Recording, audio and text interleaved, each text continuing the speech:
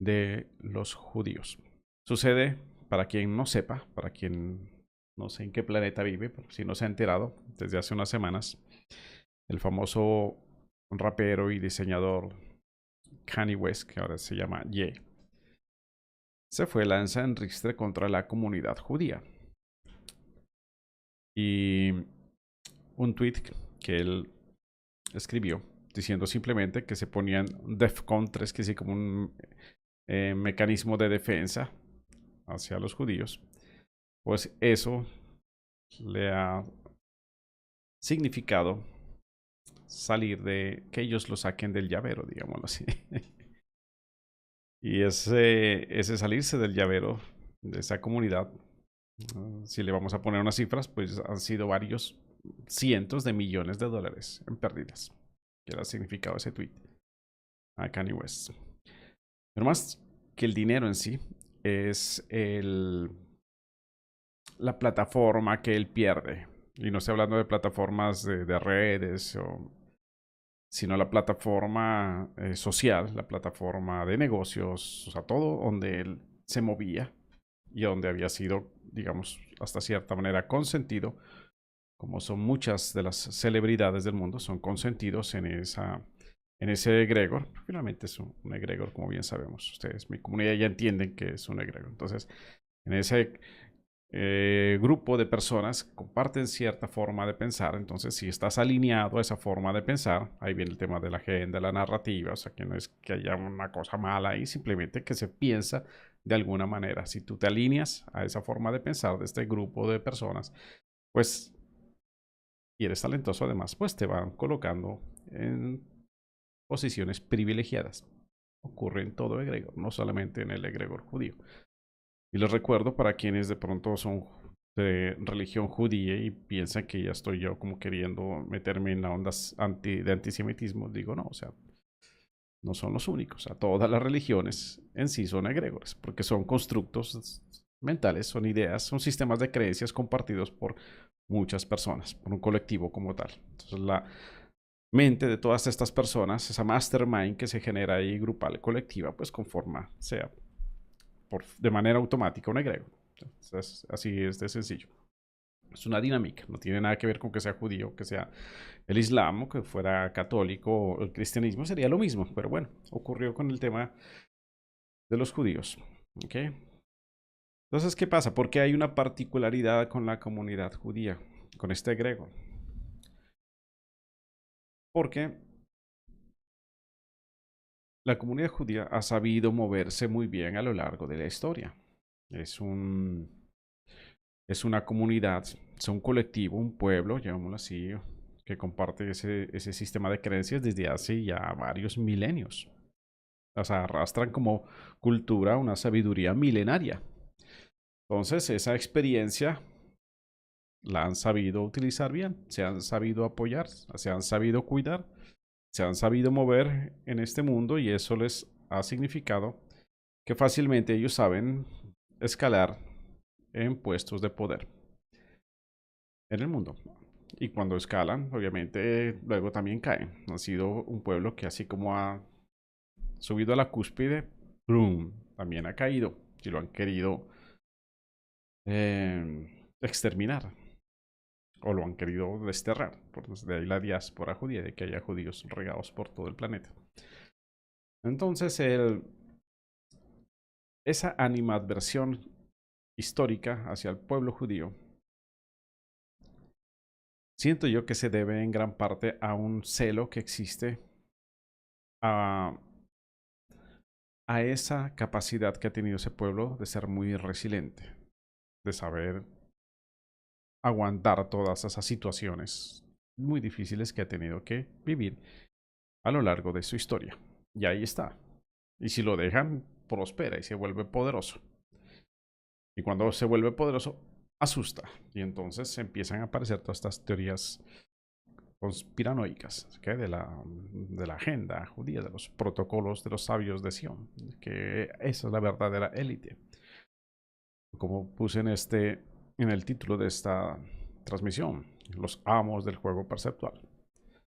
¿Ok? Los estoy defendiendo. Tampoco es un egregor. O sea, para mí es igual, o sea, no tiene nada de importancia como todo Gregor, es importancia cero.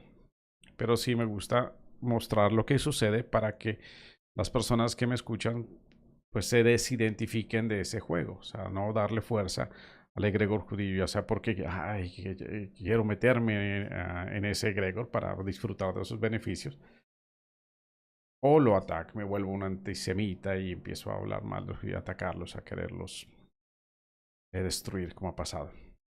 No, ambos aspectos digamos que son pues precisamente de esa dinámica pendular de todo egregor. Es simplemente observarlo y está ahí haciendo lo que debe hacer ese egregor. ¿Qué siento yo que pasa con Kanye West? Por lo que he visto de sus entrevistas, él está dolido. Él está dolido porque, o sea, es como si él se hubiera dado cuenta hace poco de que estaba dentro de un egregor. Él disfrutaba mucho de los beneficios del egregor y como ahorita el pueblo judío, pues la comunidad, una cierta parte inclusive, ¿no? De la comunidad judía, porque no son todos, que están en muchos puestos de poder, controlan mucho el sector financiero y sobre todo el sector de los medios. Entonces, hace que fácilmente si tú te metes ahí y eres talentoso, como te decía, y les sirves para sus propósitos, pues te llevan a esos puestos de privilegio y te vuelves una celebridad y los millones y bueno, esa vida ostentosa. Entonces siento que Kanye West se fue dando cuenta de que era un egregor y cuando ya se vio que lo estaban, ya él se sintió como que estaban atacándolo mucho porque él empezó a abrirse de ese egregor, empezó a pensar distinto, desde él mismo dice, desde el momento en que se colocó su gorrita de Donald Trump, ahí empezó a pensar distinto al egregor, donde estaba metido. Y como ya les he explicado varias veces a ustedes, mis live surfers, cuando tú estás dentro de un egregor es porque piensas como el egregor, o sea, es una mente colectiva. Si tú comienzas a pensar distinto, el egregor te empieza a ver como un bicho raro. Y bueno, busca que te alinees, ¿no? Ojo, alíñate, pero si a la final no lo haces, es más, te vuelves rebelde ya de que, como pasó con Kanye, al punto que ya los aventas, como se dice, ya le estás dando espacio a que muchas personas que tienen cierta animadversión hacia los judíos digan, ah, sí, ven, teníamos razón, ellos son los que controlan el mundo. O sea, ahí sí el egregor te coge y te escupe. ¡Pah! Dice, ¿no? Ya, eso es lo que siento que pasó con Kanye West. De una inmediatamente, un montón de compañías cortaron contratos con él, cortaron, lo dejaron sin nada de esos contratos billonarios que él tenía. Todos los medios a desacreditarlo, decir que está loco, entonces necesitas tomar sus medicinas para sus temas mentales, o sea, desacreditarlo. Y bueno, y él está en esa lucha. Lo que lo veo a Kanye West es que está muy en una postura de guerra, digamos así, peleando. Él lo expresa, él dice, estoy como un guerrero de Dios. Él se ha aferrado mucho ahora al cristianismo. Okay. Y desde ahí se siente que está en una guerra santa. Está luchando contra fuerzas del mal. Entonces, es una dinámica dualista, ¿no? Y volvemos a repetir como humanos lo que hemos hecho a lo largo de nuestra historia, caer otra vez en guerras santas. Eso es Kanye West. Si yo tuviera que hablar de mi experiencia personal, algo sobre los judíos, solamente podría decir cosas buenas.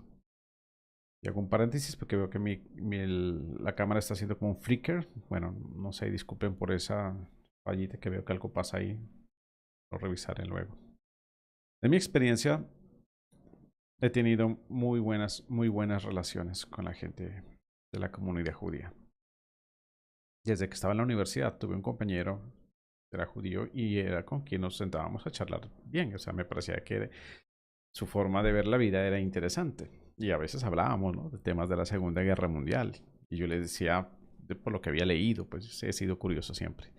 Yo le decía, no, es que para mí la Segunda Guerra Mundial no era una guerra entre Alemania y Rusia o Inglaterra, era una guerra entre unas sociedades secretas, entre básicamente los ariosofistas de Hitler con su esvástica traída de allá de la India y la sociedad del Brill, que se llamaba, contra los masones, que era básicamente pues la comunidad judía europea americana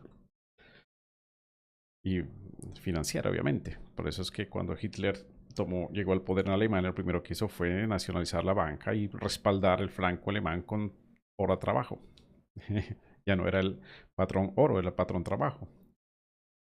Y eso permitió que Alemania se pudiera recuperar económicamente en pocos años después de haber quedado destruida y endeudada después de la Primera Guerra Mundial. Entonces, eso mostraba que en efecto el sistema financiero controlado por estas familias judías, pues era un sistema que vive de la deuda. Eso yo creo que para todos es claro, actualmente, ¿no?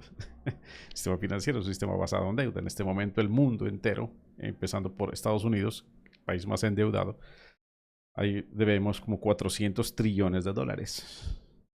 Todo el planeta debe esa plata. ¿A quién se le debe? Y la mayoría de personas ni saben ni a quién. A los bancos centrales. ¿Y quién controla los bancos centrales? Y si tú vas a ver ahí, sigue la línea de llegas a esas pocas familias. Muchas de ellas de la comunidad judía. Empezando por los Rothschild. Entonces, eso, como les decía, siempre ha creado esa animadversión hacia la comunidad judía porque fácilmente ellos han llegado a puestos de mucho poder. Pero lo que yo he experimentado en primera persona con las personas de la comunidad judía han sido muy buenas experiencias. Entonces les contaba del amigo en la universidad y él me decía, mira, eres de las primeras personas que me dice eso, que sabe que no era una guerra entre países, sino una guerra entre, ahora lo sé, pues son entre egregores, entre sistemas de creencias, obviamente. Ganaron los masones, ganaron la comunidad judía y por eso después de la Segunda Guerra Mundial adquirieron mucho más poder en este mundo. Inclusive por eso fue que se logró establecer el Estado de Israel. Pues al fin, esta comunidad tenía ya su tierra prometida. Y bueno, y de ahí se desprende el conflicto con la comunidad árabe. Pero bueno, sin entrarnos en eso, en esos detalles ya políticos. Otras personas que he conocido, han sido personas muy, muy, muy sabias, amorosas.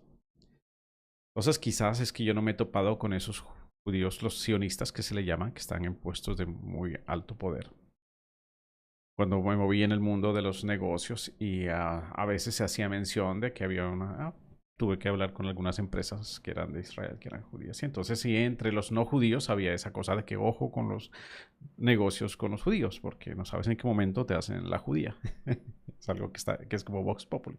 Y la judía es como que te hacen alguna trampa, como que son muy astutos, muy vivos. O sea, y terminas luego tumbado. Entonces sí, en el mundo de los negocios tienen esa fama, de ser avivatos. Pero los que yo he conocido han sido personas sabias. Voy a nombrar a la persona que me enseñó coaching, mi maestra de coaching es judía. Es una persona, una mujer amorosísima, muy sabia y muy amorosa. O sea, amorosa en un sentido profundo, no no, sino en, por nombrar un aspecto. Cuando yo digamos, inicié mi relación con mi expareja, eso fue un hecho que a muchos de los que me conocían en ese momento en el mundo del coaching, a quienes yo le había hecho mentorías a través de esa escuela, inclusive algunos de mis alumnos acá, yo sentí que me juzgaron en el sentido como que, uy, mira, el maestro, como se dejó tentar tan fácilmente por ahí por unas curvas. No sabían, no sabían que yo estaba haciendo un trabajo transgeneracional. Pero sentí como nunca escuché nada directamente, pero uno siente cuando están ahí como con mucho amor, muy crítica atrás tuyo. Y si hubo alguien, una persona que tuviera, digamos, tenido pretexto para hacer un reproche o algo, era ella precisamente, porque a ella le llegaron muchas quejas porque yo era, como decir, uno de los profesores de esa escuela y fui a meterme con una alumna de esa escuela. Y sin embargo, de ella nunca sentí la más mínima, ni siquiera distancia. O sea, yo sentía con ella una comprensión, o sea, sin tener que explicarle yo el trasfondo de la situación, sabía que ella me comprendía. Y nunca, nunca, nunca hasta el día de hoy he sentido un juicio por parte de ella, de mi maestra de coaching, Susan, a quien estimo tanto. Entonces, como les digo, si yo tengo que hablar de los judíos en experiencia personal, solamente me salen elogios y buenas palabras, porque han sido muy buenas personas, con mucho amor, mucha sabiduría. Y también he aprendido mucho de esa sabiduría judía. Como ustedes notan, muchas de las cosas que yo aquí comparto vienen de dónde? La Biblia. Empecemos por ahí. De la Biblia. ¿Qué más texto sagrado nacido ahí en el pueblo judío que la Biblia? Un curso de milagros, aunque la señora que canalizó ese libro era atea agnóstica, que era muy racional, pero venía de familia judía. Neville Goddard, Neville Goddard. Él no era judío, pero su maestro Abdullah era un judío de Etiopía. Okay. Y entonces si vemos, o sea, esa profunda sabiduría mística, espiritual, tiene raíces judías.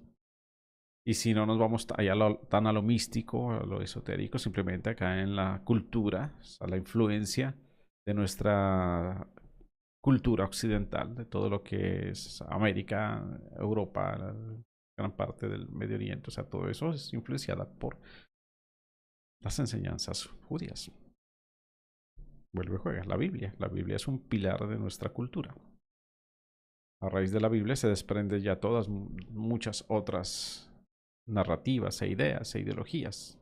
De ahí nacen. El cristianismo es una derivación de esa ideología, de esa simbología judía. El Islam, luego también, que son ramificaciones de esos fundamentos que nacen de esa filosofía judía. Muchos dirán, sí, pero es que los judíos estuvieron en Egipto y de allá fue que adquirieron la sabiduría de los egipcios y pues yo diría que sí y que no, porque en el Egipto antiguo había conocimiento, sí, pero a veces no mucha sabiduría. Había conocimiento que se había traído desde los Atlantes con todos. Pero había mucho poder oscuro, había mucha magia negra también ahí en Egipto. Siento yo que no me voy a meter en la historia egipcia, pues, pero cuando llegó a Kenatón, que fue el esposo de Nefertiti, él quiso hacer un cambio y a él lo desaparecieron los mismos sacerdotes egipcios, que lo desaparecieron. ¿Y cuál era la idea novedosa que venía a traer a Kenatón? O sea, que Dios es uno, simplemente eso. Esa idea ya era muy peligrosa para esa élite egipcia de ese momento. Y luego Moisés, que fue educado como sacerdote egipcio, al parecer pues acogió nuevamente esa idea y la rescató. Y entonces la, la lleva ya a su pueblo, pues al pueblo de los israelitas. Bueno, hay muchas historias y arrancando pues desde ahí, imagínense hacia acá todo lo que viene como enseñanza, como cultura, nuestra realidad perceptual finalmente que se proyecta desde todo lo que aquí en nuestra mente fabricamos y construimos. Desde esas ideologías, pues los pilares de mucha de esa ideología, al menos acá en la parte occidental del planeta, está alimentada por la comunidad judía. Así que, en general, atacar a los judíos es atacarnos. Somos nosotros producto de esas historias. Y aquí viene entonces el tema de ese contador de historias. Porque en la descripción del video yo puse Esa pequeña anécdota de Steve Jobs cuando él le preguntaba a algunos de sus empleados quién es el hombre más poderoso del mundo. Y ellos pues diciendo, no, el presidente. Le dijo, no, el hombre más poderoso del mundo es el contador de historias. El storyteller, como se dice en inglés. Eso fue lo que a él le dio la idea de ir a fundar, bueno, o a meterse de socio a Pixar. Para comenzar a contar historias. Hacerle competencia a Disney. Pues, luego Disney terminaría comprando a Pixar. Oh, sorpresa, ¿quiénes son dueños de Disney? La comunidad judía. Entonces, ¿por qué para la comunidad judía es tan importante es tener, digamos, el control sobre la narrativa? Porque ahí está el verdadero poder sobre la realidad perceptual. De aquí entramos ya en terrenos más profundos. ¿Por qué querer controlarlo? La realidad perceptual. O sea, que afán de controlar la realidad perceptual a través de las narrativas. Y por eso tener siempre el poder sobre los medios. O sobre las personas que influencian a las masas. Porque se sabe que las mentes, los egregores manejados, pues fácilmente tú estás como rey en el mundo, ¿sí me entiendes? Y la gente feliz. Como dice la Agenda 2030, o sea, no tienes nada, pero estarás feliz. Entonces acá es lo mismo, o sea, yo te vendo historias, te cuento historias que te hacen feliz, desde ahí proyectas tu realidad y de mí, que soy el que te las cuenta, ni siquiera sabes que existo. Y entonces yo puedo estar tan tranquilo, disfrutando de esa realidad, de ese mundo que se construye desde esas narrativas creadas a mi gusto y para mi beneficio, obviamente.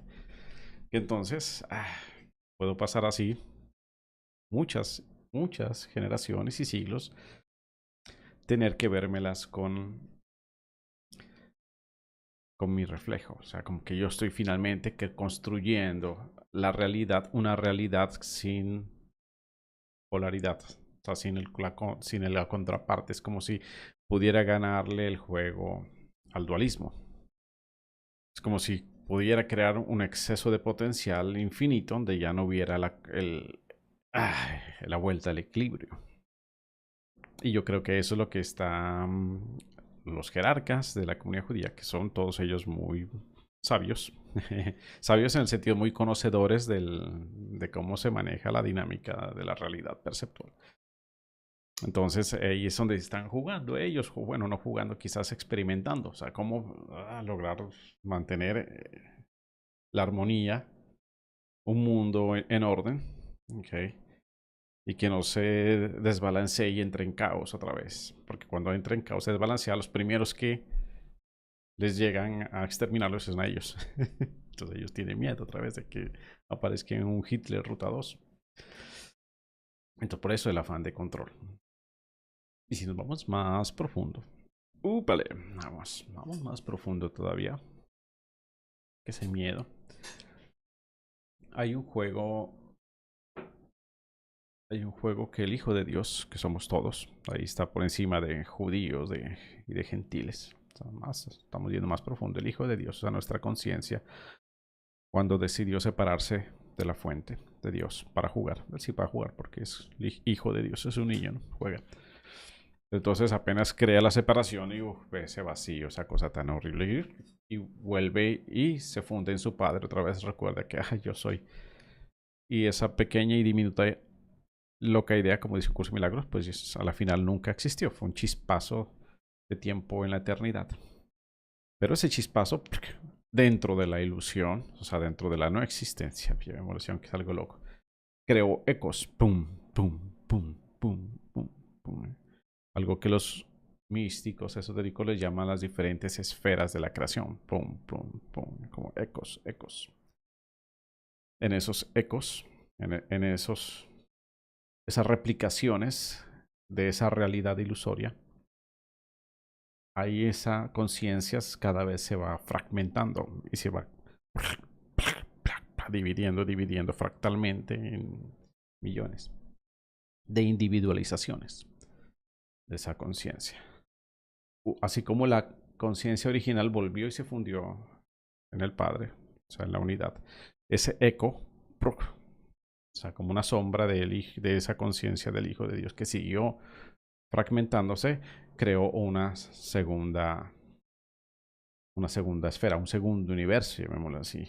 Tiene ese segundo universo, entonces todas esas individualizaciones de conciencia que ya comienzan a ser ya unas almas, sino que todavía son almas colectivas, o sea, son seres muy poderosos todavía porque son muy cercanos allá a la fuente. Ellos otra vez tenían esa misma opción, o sea, tenían como que, uff, o sea, nos estamos densificando, entonces seguimos en ese juego o recuerdo el camino de volver a casa y vuelvo y me hundo. Entonces, allá muy cercano, la mayoría de los seres simplemente volvían y se unían a la conciencia original crística del Hijo de Dios y luego Cristo con el Padre en uno. Y ya desaparecía otra vez esa ilusión. Pero otros seguían fragmentándose y bajando a otra capa más densa. ¡Pum! Y a otra más densa. Y entonces estos seres en estas capas más densas, ellos comienzan a tratar de darle un orden a ese caos inicial, darle un orden. Y ahí es donde en las enseñanzas judías aparecen los Elohim, o sea, como unos dioses que son los que construyen desde su mente y su conciencia y su energía, empiezan a construir estas realidades perceptuales, estos multiversos. Y de ahí nacen ya las galaxias y los sistemas solares y los planetas, y dentro de ellos se sigue fragmentando más denso y llegamos finalmente aquí a seres como nosotros. O sea, nosotros somos así como la mínima expresión de un Dios ya totalmente desificado, aquí limitado a un cuerpo tan frágil como este cuerpo humano. Okay. Un Dios prácticamente olvidado de toda su capacidad divina. A esto llegamos a reducirnos en ese juego fragmentario. Pero en ese camino entonces quedan estos seres como una jerarquía.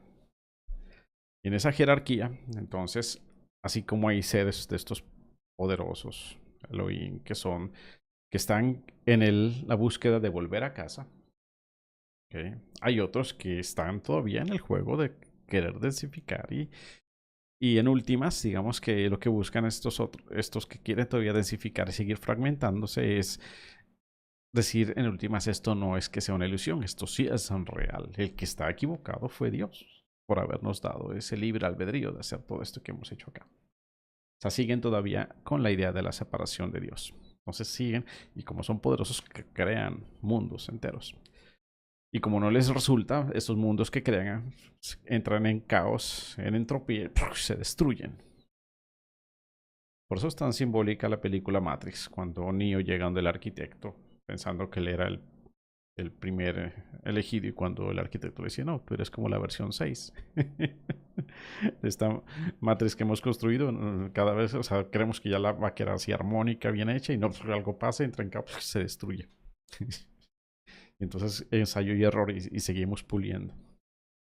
Ahí es entonces donde nace esta necesidad de controlar. O sea, y ahí es donde como la comunidad judía, como les digo, tiene toda esa historia, toda esa tradición, de todo ese conocimiento, esa sabiduría. Entonces saben cómo moverse, saben cómo moverse.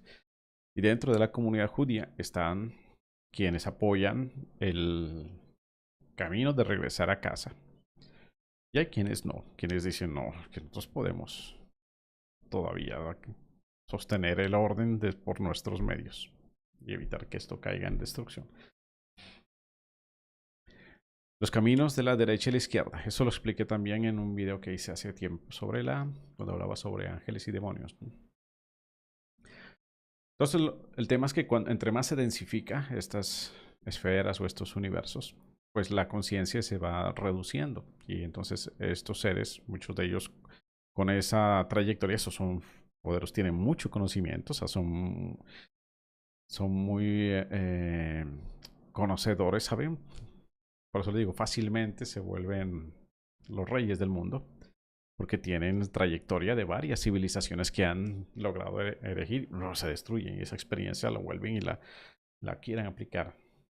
O sea, estoy hablando de seres no encarnados, aunque a veces creo que ellos algunos se encarnan, pero la mayoría no, la mayoría están en esos planos, a veces le llaman algunos de cuarta o quinta dimensión, pero sí tienen a sus sacerdotes acá, como les he dicho, a la élite oscura, alguna vez lo menciono, sus sacerdotes que son quienes reciben las órdenes, pues tiene que hacer esto, esto, y esos sacerdotes son los que charlan aquí con los CEOs de muchas compañías, decirle, bueno, y también con jefes de gobierno, decirles, bueno, la agenda es esta, ta, para allá es que tenemos que llevar a esta humanidad para que no se nos vaya a destruir, sino que siga en orden.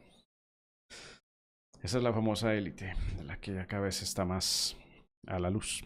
Y como está más a la luz, eso a esta élite sí le preocupa, porque se le empieza a desordenar su control, su orden.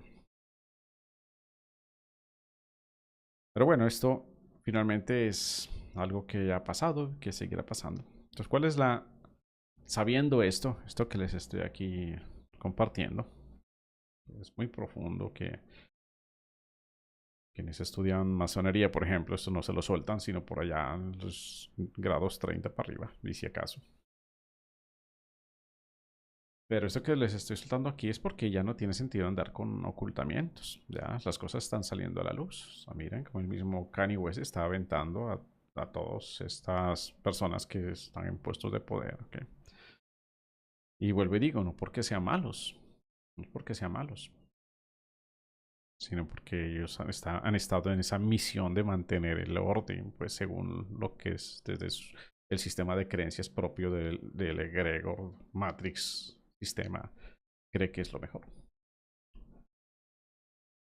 Pero pues a la final esto se va, como estoy viendo las cosas, se va a colapsar. O sea, va a destruir, ya está así, ya la matriz está empezando a agrietarse. Y entonces, en ese contexto, ¿qué es lo que podemos hacer nosotros si somos conscientes ya de eso? Pues básicamente saber lo siguiente, que parece muy sencillo, pero es que es muy poderoso. Y lo siguiente es que, como lo dijo Jesús, es que yo y mi Padre somos uno. Que esa es la máxima verdad. Entonces, cuando tú sientes que estás con Dios, o sea, que no estás separado de Dios, o sea, que tú y tu Padre, o sea, Dios, son uno. ¿Ah? Así mi Padre, o sea, infinitamente más grande que yo aquí humanamente, una migaja de nada en medio de la inmensidad de este aparente gigantesco universo. Pero mi Padre y yo somos uno. Entonces, esa conexión con Dios, tener a Dios ahí en esa conciencia de unidad y saber que cuando tú dices yo soy Dios, o sea, no te estás hablando a ti desde el ego, sino desde el recordar tu verdadera esencia. Eso a ti ya te pone, digamos que inmune a todos estos juegos aquí de control y de la matriz y todo este cuento. Es como si tú ya estás ahí a salvaguarda de todo lo que pueda pasar en este mundo. Que la parte humana, obviamente, aquí sufre las vicisitudes propias del juego en el que estamos metidos. ¿Okay? No se puede decir que no, que somos Superman. Pero ahí ten la plena seguridad que cuando tú estás entre más difícil se te ponga tu situación acá en la realidad perceptual, es cuando más vas a sentir ese impulso a conectarte a Dios. No sé si lo conté aquí, bueno, sí, creo que fue en un live que conté yo una vez que en un avión que estaba aterrizando a Quito y cayó un rayo y casi, y pues hubo el susto, ¿no? Que de pronto nos caímos y yo vi a toda esa gente en ese avión rezando como si fuera una iglesia ese avión. O sea, y era un viaje pues muy entre semana de negocios, todos muy ejecutivos, ¿sabes? En el ejecutivo. Pero en el momento del susto ahí sí todo el mundo... Ay, entonces cuando sientes a la pelona al frente, ahí hasta el más ateo se acuerda de Dios. Entonces que no llegue el momento difícil para acordarte de Dios. O sea, haz de eso un sano y poderoso hábito. las mañanas y en las noches. Separa un espacio, si sea unos 2 minuticos, pero que tú, como decía Jesús, cierras puertas, ventanas ahí en tu cuarto, que es puertas, ventanas, o sea, dentro de ti. Ahí vas y te fundes en Dios, en esa conciencia de que tú eres Dios, que yo soy esa presencia, yo soy esa divinidad, yo soy quien está viviendo aquí esta experiencia Matrix, juego realidad, donde muchos de mis hermanos están ahí jugando que lo quieren controlar porque tienen miedo de que esto se les desbarate. A todos ellos les digo, tranquilos, todos somos hijos de Dios, y somos Dios, porque somos hijos de Él, pues somos iguales a Él. Entonces, tranquilos, no se pierde la individualidad. Cuando uno vuelve a fundirse en el Padre, no es que te desaparezcas, porque ese es el miedo a fundirse en el Padre que uno deja. Ese yo creo que desaparece y entonces es como si muriera, ¿no? Al contrario, te das cuenta que yo siempre he sido Dios y que lo ilusorio era que había otros aparte de mí. Pero bueno, eso lo tendrán que aprender pues estos hermanos, ¿okay?, de la comunidad judía, quienes están todavía en la línea de fragmentación y de control. Porque yo sé que hay muchos hermanos de la comunidad judía que están en la línea del amor y del volver a casa, como ya les mencioné, por ponerles un ejemplo personal, ¿no?, a mi maestra, coach. Está en el nivel de conciencia del amor y va hacia la paz y hacia el Dios. Okay. Entonces, cuando ya en ese punto nos reconocemos hijos de Dios todos, ya que importa si eres judío, si eres árabe, si eres musulmán, si eres negro, si eres rico, si eres pobre, si eres americano, si eres colombiano, africano, eso ya son cosas tan, o sea, sin importancia. Pero bueno, hay que elevar conciencia para poderle dar valor a lo que es realmente importante. Así que con esto me despido. Me despido. Recuerden que esa conciencia de unidad, el saber que yo soy uno con mi Padre, es la conciencia crística. Esa fue la enseñanza de Jesús. Que Jesús finalmente es un símbolo de esa conciencia. Recuerden que la Biblia, más que un libro histórico, es un libro simbólico. Jesús se decía en hebreo Yeshua y en francés Yeshua, que es yo soy. Es mismo Jesús. O sea que Jesús viene a decir yo soy. Eso. Yo soy uno con mi Padre. El que me ha visto a mí ha visto al Padre. Que somos uno. Esa conciencia de unidad con nuestro Padre. O sea que ya dejamos atrás toda separación. Esa es la conciencia crística y eso es lo que se está abriendo en estos momentos aquí en la historia humana. Llegamos al tiempo del no tiempo, como decían los mayas, donde ya tienes que tú tomar tu elección. Porque esas esferas que les decía que se han venido fragmentando, pues estamos llegando a un punto donde va a haber otra nueva fragmentación. Se va a crear otra esfera más densa. Pero de ti depende, esto se me iba a escapar y es importante, de ti depende si te vas a esa esfera más densa, o sea, a un mundo más controlado. Okay. O si te devuelves vas hacia casa, o sea, tomas más conciencia de que eres uno con el Padre, o sea, la conciencia crística. Esa es la decisión que debemos tomar en estos momentos, porque ya el proceso de hace que empieza a desmoronarse toda esta matriz, eso desemboca en que se genera otra esfera. Porque estos hermanos poderosos, Elohim, que todavía quieren seguir intentando otra vez, dicen, no, sí se puede, se destruyó este universo, bueno, pero lo voy a construir con esto. Aprendimos esto, entonces vamos, otra esfera más densa, más control, más sufrimiento también, por tanto. Entonces, ¿quieres irte allá? Yo estoy hablando álmicamente, ¿no? Porque este proceso puede tomar siglos. No estoy hablando a ti como humano, álmicamente. ¿Te vas tú como alma a seguir encarnando en esas esferas densas? ¿O más bien ya te vas hacia la conciencia crística? Esa es la decisión que hay que hacer ahora. Porque esta separación, que en la Biblia se habla como la separación de la paja y el trigo, ya está dándose.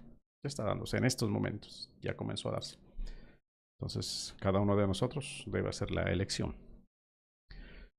Entonces, la elección, y mire que la pandemia fue un muy buen test. Fue un quiz. A ver, te dejas llevar por el miedo y por tanto, entonces le entregas tu poder a quienes controlan la Matrix. Ah, o no, o te dejas llevar por tu intuición y dices, no, esto no me calza. ¿No?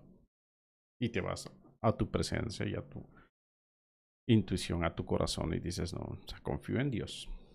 Entonces, ahí ya empieza a darse ya esa separación. Empieza a notarse quiénes van a irse hacia esa esfera más densa, donde no tendrán nada y serán felices, aparentemente. O te vas a la conciencia crística. ¿Okay? Y confías ahí plenamente en Dios. Y ese camino requiere mucha fe porque uno no sabe, no hay, no, como no es perceptual, uno no puede vaticinar, no se ve nada, o sea, es fe, fe en Dios y listo. Dice que soy uno con mi Padre. Que eso implica aquí quedarme pobre, enfermarme, que este cuerpo se muera, lo que sea, pero soy uno con mi Padre, es firme ahí. Esa es la elección. Entonces, con este mensaje les dejo esta transmisión, este video, mis queridos live surfers. Si tienen dudas, inquietudes, comentarios al respecto, por favor, aquí en los comentarios me los puedes dejar y yo con gusto te responderé en lo que más pueda. ¿Ok? También te recuerdo suscribirte a mi canal. Si no le has dado like, dale un like. Aprovecha ahorita, ahí, dale like. Eso, like. Muy bien, les dejo este tema hasta aquí. Muchas bendiciones. Recuerden, chicos, somos uno con Dios. Así que Dios nos bendice a todos. Un abrazo y hasta un próximo episodio de Live Surfing Show.